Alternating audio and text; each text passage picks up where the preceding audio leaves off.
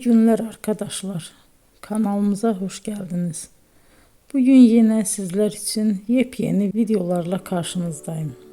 İki başarılı oyuncularımız Elçin Sangu ve Barış Ardus'tan güzel paylaşımlarını sizler için hazırladık.